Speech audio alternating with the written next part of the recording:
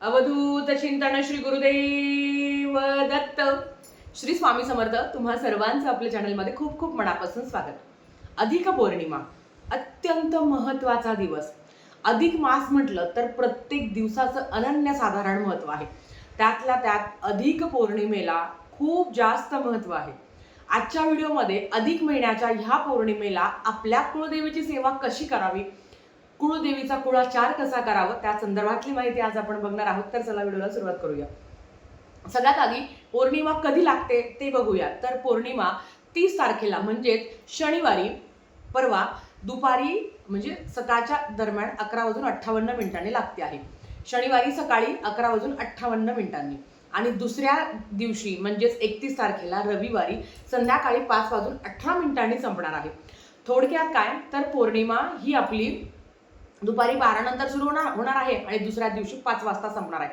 सगळ्यात महत्वाचा प्रश्न, सत्यनारायण कधी करावं? तर लक्षात घ्या, या संपूर्ण अधिक महिन्यात आपण कधीही सत्यनारायण करू शकतो.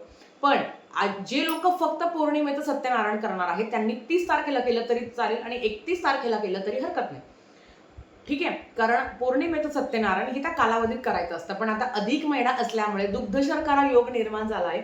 त्याचंच अवचित्त साधून तुम्हाला सांगते की तुम्ही 30 तारखेला संध्याकाळी प्रदोषकाळी सत्यनारायण केलं तरी चालेल, नाहीतर दुसऱ्या दिवशी केलं तरी चालेल. आता ह्या ज्या काही सेवा सांगणार आहे ह्या तुम्हाला नेमकी कधी करायच्या आहे तर पौर्णिमा 30 तारखेला लागणार आहे. 31 तारखेला ती सूर्याने बघितलेली असणार आहे.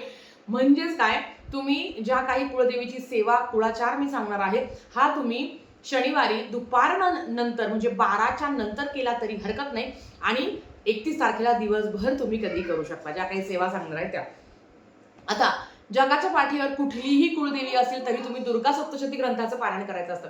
या अधिक महिन्याचं अवचित्त साधून आपल्या कुळदेवीची ओटी भरणं खूप महत्वाचं आहे. आणि खरंच जर तुम्ही या अधिक महिन्यात तुमच्या मूळ पीठावर गेला असाल तर तुमची ती ओटी भरून झाली असेल.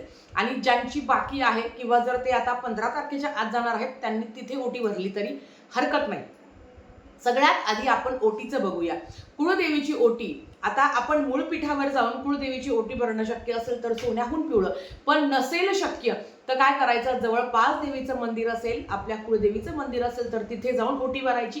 नाही तर आपल्या घरात कुळदेवीचा फोटो आहे, टाक आहे, मूर्ती आहे, तिथे सुद्धा तुम्ही कुळदेवीची ओटी भरू शकता. आता कुळदेवीला ओटी जी भरतो तर लक्षात घ्या, कुळदेवीची जेव्हा तुम्ही ओटी भरत असता किंवा आपण मूळ पीठावर जाऊन मांडपान करत असतो तर रेशीम साडी लागते, नऊवार साडी लागते. आता मूळ पीठावर जाऊन भरणार असेल तर, तुम्ही घरातच भरणार असेल तर साधी रेशीमची साडी तुम्ही वापरावी. त्याच्याबरोबर तुम्ही तांदूळ घेऊ शकता, भरपूर तांदूळ घ्यायचे आहे.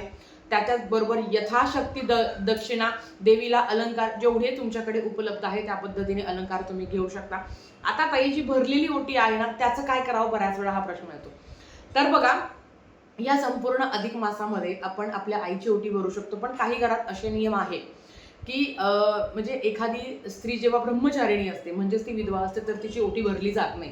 मग कधी कधी ह्या रूढी परंपरा आपल्याला पाळाव्या लागतं. मग अशा वेळेस काय करू शकतो, तर अशा वेळेस तुम्ही जी कुळदेवीची ओटी भरलेली आहे ती ओटी तुम्ही स्वतः तुमच्या आईला देऊ शकता किंवा तुम्ही तुमच्या सासूबाईंना ती साडी देऊ शकता किंवा कोणी जरी असेल तुमच्या ओळखीचं ज्यांची ओटी तुम्हाला भरायची आहे पण काही कारणांनी तुम्ही भरू नाही शकत त्यांना देऊ शकता. आणि सगळ्यांचं जर तुम्ही सगळं करू शकता तर मग ती ओटी तुम्ही स्वतः घेऊ शकता. किंवा मला माहिती आहे मी एवढ्या मे जून जुलैला मूळ पीठावर जाणार आहे, सगळं सामान तसंच ठेवायचं, मूळ पीठावर जाऊन आई भगवतीची ओटी भरायची. पण अधिक महिन्याचं अवचित्त साधून तुम्ही मूळ पीठावर जाऊ शकत नाही तर जवळपास देवीचं मंदिर असतंच, आपल्या कुळदेवीचं मंदिर असतं, आपल्या घरातही तुम्ही आई भगवतीची ओटी भरू शकता. आता ओटी भरायचं झालं, दुसरं येतं ते दुर्गा सप्तशती ग्रंथ. मैत्रिणींनो, शनिवार आणि रविवार ह्या 2 दिवसाचं वचित्त साधून तुम्हाला दुर्गा सप्तशती ग्रंथाचं पारायण करायचंच आहे. या संपूर्ण अधिक महिन्यामध्ये मागच्या 15 दिवसात काही झालं नाही किंवा येणाऱ्या 15 दिवसामध्ये शक्य नाही तर ह्या शनिवार रविवार म्हणजे अधिक पौर्णिमेचं अवचित्त साधून आपल्याला दुर्गा सप्तशती ग्रंथाचं पारायण करायचं आहे. अधिक महिन्यात कुळदेवीची सेवा करणं तेवढंच महत्वाचं असतं. मग जर ते झालं नाही तर हे 2 दिवस आपल्यासाठी खूप महत्वाचे आहेत. या 2 दिवसाचं अवचित्त साधून आपण आपल्या कुळदेवीची उपासना सेवा करू शकता. आता त्याच्यामध्ये काय तर दुर्गा सप्तशती ग्रंथ, ताई दुर्गा सप्तशती ग्रंथ एकाच बैठकीत करायचा आहे. आता ज्यांचं आधी सांगते मी, ज्यांचं जे काही दुर्गा सप्तशती ग्रंथाचं संकल्पयुक्त पारायण चालू आहे त्यांनी याच्यामध्ये ऍड करू नका, कारण ही कुलदेवीची वेगळी अशी सेवा आहे. तुम्ही जे संकल्पयुक्त पारायण चालू आहे तर ते तुमचं वेगळं ठेवा. आता ताई हा संपूर्ण अधिक महिन्यामध्ये नाही झालं ग काही माझ्याकडनं, तर मग अशा वेळेस तुम्ही 2 दिवस दुर्गा सप्तशती ग्रंथाचं पारायण करू शकता. ही सेवा आपल्या कुलदेवी चरणी, आपल्या आई भगवती चरणी तुम्ही रुजू करू शकता. ज्यांना काही कारणांनी ह्या दोन्ही सेवा करणं शक्य होत नाही त्यांनी सिद्धकुंजिका स्तोत्र, खूप सुंदर खूप छान सिद्धकुंजिका स्तोत्रमचं तुम्हाला पठण करायचं आहे. काय पठण करायचं? सिद्धकुंजिका स्तोत्रम तुम्ही 11 वेळा पठण करू शकता. तुम्हाला जेवढं वेळा जमेल ह्या 2 दिवसामध्ये शनिवार रविवार तुम्हाला सिद्धकुंजिका स्तोत्रमचं पठण करायचं आहे. कुलदेवीचा टाक असेल तर आवर्जून पौर्णिमेचा अवचित्त साधून मग तुम्ही दुपारी 12 नंतरही करू शकता किंवा रविवारी तुम्ही दिवसभर कधीही करू शकता. कुलदेवीच्या म्हणजे कुलदेवीच्या टाकाला तुम्हाला अभिषेक करायचा आहे. 16 वेळा श्रीसुक्तम म्हणून अभिषेक करायचा आहे. पाण्याने करा, पंचामृताने करा, दुधाने करा, तुमची इच्छा. ज्यांना जे काही श्रीसुक्तम आहे ते पठण करणं शक्य होत नाही, मग त्यांनी काय करावं? तर मग त्यांनी तुमच्याकडे नवार्ण मंत्र किंवा कुळदेवीचा जो मंत्र तुम्हाला माहिती आहे, तुमच्या कुळदेवीचा जो मंत्र तुम्हाला माहिती आहे त्याचं मंत्र जप करून 108 वेळा तुम्ही करू शकता. किंवा ओम ऐन ह्रीं क्लीं चामुंडाय विचे या पद्धतीने तुम्ही मंत्र जप करून करून करून तुम्ही कुळदेवीच्या मूर्तीवर तुम्ही अभिषेक करू शकता. पण तुम्ही श्रीसुक्तमचं पठण केलं तर चांगलं, पण आता ज्यांना नाही शक्य होत ते करू शकता. तुम्ही फक्त नवार्ण मंत्राचं पठण करून तुम्ही कुळदेवीच्या मूर्तीवर अभिषेक करू शकता. आता कुळदेवीची मूर्ती फोटो टाक असेल तर कुळदेवीच्या मूर्तीवर, फोटोवर आणि टाकावर तुम्हाला कुंकुम अर्चन करायचं आहे. ताई जुनं कुंकू वापरू का? हो, तुम्ही वापरू शकता. तेच कुंकू तुम्ही डबल डबल डबल वापरू शकता. अजूनही तो प्रश्न येतो की ताई आपण जेव्हा कुंकुम अर्चन करत असतो ना त्याच्या नंतर कुंकू कधी काढायचं? लगेच तुम्ही काढून घेऊ शकता. कुळदेवीच्या फोटोवर, मूर्तीवर, टाकावर जर तुम्ही कुंकुम अर्चन करत असता तर देवीच्या पायापासून ते मस्तकापर्यंत नमो नमः म्हणजे असं अर्पण करत आपल्याला जायचं आहे. म्हणजे देवीच्या पायापासून कुंकू अर्चन करत करत करत देवीच्या डोक्यापर्यंत आपल्याला कुंकवाचं अर्चन करायचं आहे. म्हणजेच काय, तर देवीला कुंकवाने अभिषेक आपल्याला करायचा आहे. ही सेवा चुकवायची नाही. कुळदेवीच्या मूर्तीवर करा, टाकावर करा. जर दोन्हीही नसेल, फोटोही नसेल तर तुम्ही श्रीयंत्रावर करू शकता. आता देवीला जेव्हा तुम्ही कुंकुम अर्चन करत होता सेम तुम्ही 16 वेळा तुम्ही श्रीसुक्तमचं पठण करू शकता. नाही तर ओम ऐन ह्रीं क्लीं चामुंडाय विचे नमो नमः, ओम ऐन ह्रीं क्लीं चामुंडाय विचे नमो नमः. तुमच्या कुळदेवीची 108 नावं माहिती असेल तर त्याचं पठण करू शकता.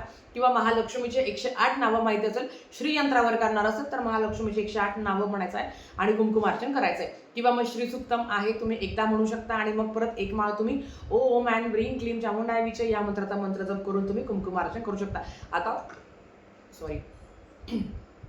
एवढं डीप का सांगते आहे, कारण काही लोक नवीन आहे, त्यांना माहिती नाही आहे, म्हणून मग सगळं तुम्हाला सविस्तर सांगते आहे. ह्या दिवशी देवीला लवंगाचं अर्चन करायला विसरायचं नाही. ह्या दिवशी कुंकुम अर्चन आपल्याला करायचं आहे आणि उंबऱ्याला हळदीचं लेपन करायला विसरायचं नाही. सकाळी उठून शुचिर्भूत होऊन सूर्याला जल अर्पण करायचं, उंबऱ्याला हळदीचं लेपन करायचं. आपला जो मुख्य दरवाजा आहे तो स्वच्छ करायचा आहे. किचन ओटा स्वच्छ करायचा आहे. जिथे अन्नपूर्णा मातेचा वास असतो ती जागा तुम्हाला स्वच्छ करायची आहे. नंतर तुम्ही तुमच्या कुळदेवीची सेवा करू शकता. त्याच्याबरोबर कुळदेवीला लवंगाचं अर्चन आणि लवंगाची माळ अर्पण करायला विसरायचं नाही. हो, ह्या दिवशी कुळदेवीला लवंगाचं अर्चन म्हणजेच काय, नवार्ण मंत्र म्हणून किंवा जो काही कमलात्मक मंत्र आहे तो मंत्र पठण करून 21 वेळा मग तुम्ही एक एक लवंग अर्चन करू शकता. आता कमलात्मक मंत्र आहे तर कमलात्मक मंत्र आहे ओम श्रीम ह्रीं श्रीं कमले कमलालये प्रसिद्ध प्रसिद्ध ह्रीं श्रीं श्री महालक्ष्मी नमः नमो नमः. या मंत्राचा मंत्र जप करून तुम्ही लवंगाचं अर्चन करू शकता. नाही काही येत तर आता माझी कुळदेवी रेणुका माता आहे, तर मग मी काय करेल ओम ऐन ह्रीं क्लीं चामुंडाय विचे नमो नमः. मग 21 वेळा त्या मंत्राचा मंत्र जप करेल आणि मी लवंगाचं अर्चन करेल. लवंगाचं अर्चन आणि मग त्या लवंगा तुम्ही प्रसाद म्हणून सुद्धा खाऊ शकता. ह्या दिवशी कुळाचाराचा सगळ्यात महत्त्वाचा भाग, एक तरी सवाष्णी जेव घालावी. हो, आता ताई मी माहेरी आहे तर माहेरी मी करू शकते का? तर तुमच्या माहेरी किंवा बरेच लोक आहे ना म्हणजे याच पौर्णिमेचं अवचित्त साधून धोंड्याला जे काही लेक जावयाला दान देतात तर याच दिवशी करता. म्हणजे त्यांचं पण एक दान पण होतं आणि सवाष्णी पण जेवू घालू शकता. पण तुम्हाला जर करायचं आहे किंवा तुमची इच्छा आहे तर ह्या दिवशी तुमच्या घरात एक तरी सवाष्णी जेवली पाहिजे. यथाशक्ती अन्नदान करावं. आता तेही करणं नाही शक्य होत तर मग त्याच्यावर अजून एक पर्याय आहे. तुम्ही काय करू शकता, दूध आहे, दुधामध्ये थोडंसं केशर टाकून तुम्ही एखाद्या कुलस्त्रीला देऊ शकता, तिचा मानपान करू शकता, यथाशक्ती तिला दक्षिणा देऊ शकता. कारण ती माझी कुळदेवी आहे, ती माझ्या दारापर्यंत आलेली आहे. त्या स्त्रीची ओटी भरायचं काम तुम्ही करू शकता. नक्कीच त्या स्त्रीची ओटी भरायची आहे. आणि जर तुम्ही जर तिला भोजन दिलं तर सोन्याहून पिवळं, म्हणजे एक तो कुळाचाराचा पण भाग झाला. आणि पूर्णाच्या आरत्या, होय, जर तुमची इच्छा असेल, मी तर म्हणते कराच. कुळाचार अधिक महिन्यात केलेला कधीही वाया जात नाही. आई भगवतीची कृपा तुमच्यावर अखंड राहते. तुम्ही कुळदेवीला जाऊन आल्या असल तरीही तुम्ही काहीच नाही, आपल्याला माहिती आहे की पूर्णाचे दिवे म्हणजे थोडंसं पुरण करायचं, ते थापायचं, त्याच्यावर 11 किंवा 21 फुलवाती तुम्हाला लावायच्या आहे, देवीला ओवाळायचं आहे, देवीची आरती करायची आहे. त्या दिवशी तुम्हाला सवाष्णी भोजन घालायचं आहे. अतिशय सुंदर सेवा तुमच्याकडनं घडणार आहे. जेवढं होईल तेवढं करण्याचा प्रयत्न करा. कारण अधिकम अधिक असते. जेवढी जास्त कुळदेवीची सेवा होईल ना तेवढं जास्त. कारण या महिन्यात मी माझ्यावरनंच सांगते, सगळं सगळं सगळं करायचं आहे. पण तुम्ही जर पर्टिक्युलर ठरवलं ना की आता पौर्णिमा आहे तर मला करायचं आहे, आता ताई मी माहेरी आहे तर काय करू शकता, ह्या दिवशी देवीला पण तुम्ही वाण देऊ शकता. मूळ पीठावर जाऊन दिलं तर अतिशय उत्तम, नाही तर तुम्ही ह्या पौर्णिमेचं अवचित्त साधून देवीला वाण देऊ शकता. 33 बत्तासे, 33 अनारसे दीपदान तुम्ही करू शकता. देवीला 33 दिव्यांचं दान तुम्ही करू शकता. एखादं तांब्याचं भांड असेल तर ते तुम्ही अर्पण करू शकता. कृष्णाला वाण द्यायचं असतं, रामाला, महाराजांना, तुम्हाला ज्यांना वाण द्यायची इच्छा आहे त्यांना तुम्ही वाण देऊ शकता. बाकी सगळी तुमच्यावर आहे. जेवढी जास्त जमेल मैत्रिणी तेवढी जास्त सेवा करण्याचा प्रयत्न करा. तर आजच्यासाठी फक्त इतकी झालेली सेवा स्वामींच्या चरणी मी रुजू करते आणि आजचा व्हिडिओ इथेच थांबवते. आवडला असेल तर लाईक, शेअर, सबस्क्राईब करा. व्हिडिओ परत अशाच एका नवीन व्हिडिओ सोबत. तोपर्यंत श्री स्वामी समर्थ.